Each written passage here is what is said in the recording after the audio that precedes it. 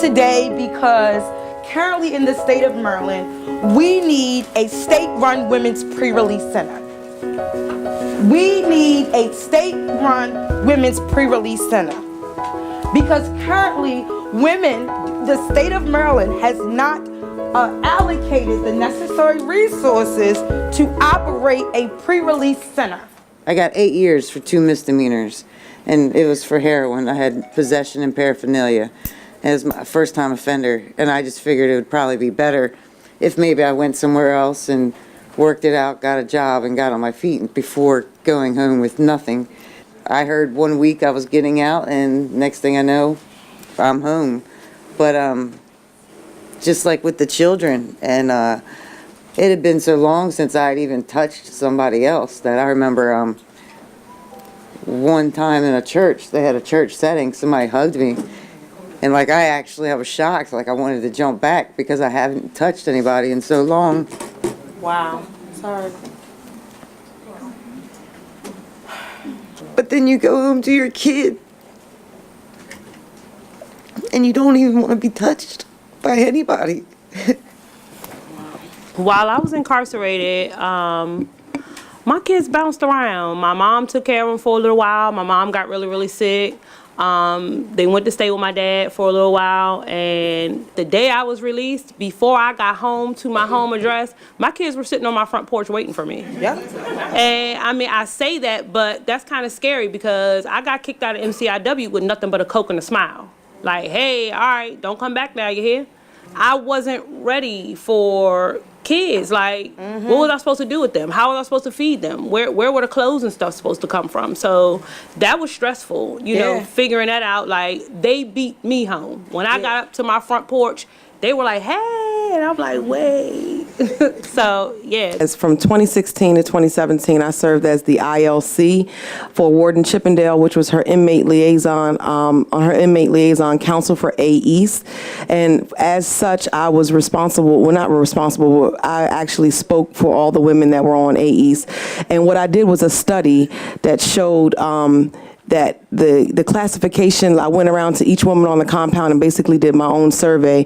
And what it showed was that most of the women, the majority of the women were misclassified. So where you say that there might be 12, the reason why that is the way that it is, and I spent all my time like talking to people while I was there as an inmate liaison coordinator, and they're being misclassified. So you have a woman who they keep her purposefully at a minimum status, because if they were to release her down to pre-release, then those figures that they report up to the state every month or every year will be incorrect, and then they would have to be forced to have a pre-release center. The women who are there now, if they were to be properly classified, you would have at least 200 women that will be immediately qualified for pre-release under the law. I was just released from Jessup July of 2018. And the woman in the little trailer, I could never find her either until they finally moved her to where the case managers are. And you can't get to her. She's protected. The officers are blocking the way.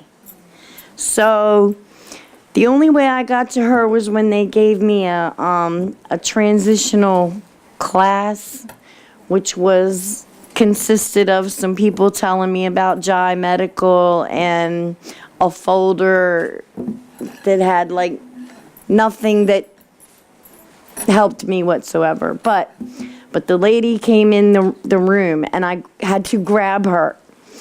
That is the only way that I got an appointment with her. And that is the only reason that I wasn't released to the street and homeless, because I did my mandatory sentence and I had nowhere to go. Because I burned all my bridges with my family. So,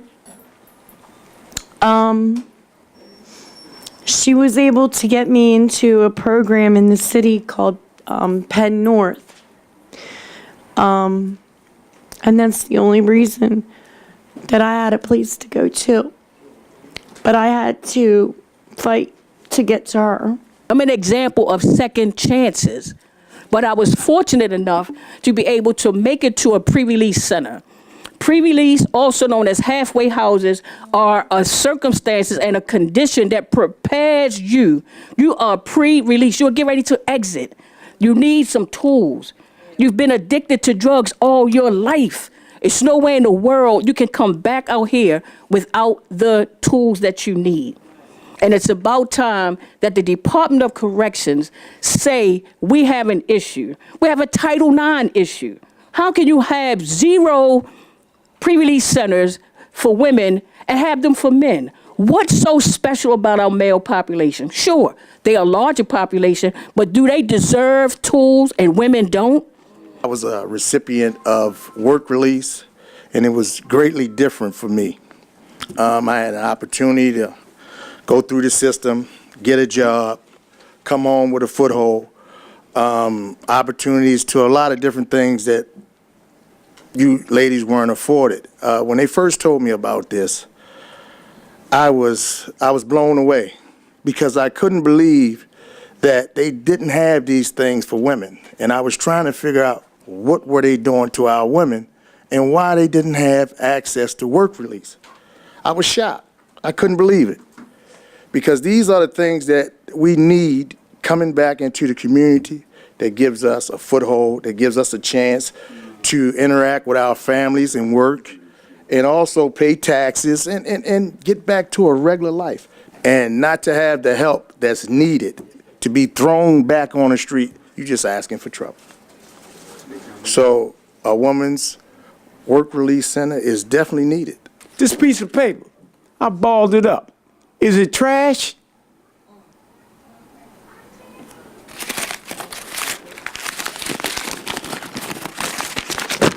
It's reusable.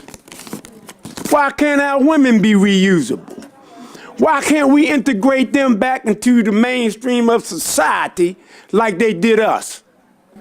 We are bringing home all of the things that happened to us because it's not being addressed. We're not being set up to be successful. Communities are not being set up to be successful to receive us. 95% of the people that we incarcerate come home. What we do to them, what we don't do for them, they bring back into the community. And you've heard some of those stories today. That's what we're doing. That's why a pre-release system for women and a center, a dedicated brick and mortar, has got to happen. We've got to do better in Maryland, and we can do better. So when you leave here tonight, I want you to find out who your legislators are, and I want you to go and say, I expect you to make this happen. This is a big issue. We know that a lot of our women, our young girls, are being incarcerated at higher rates than we've seen, and so we need to have these supports for them.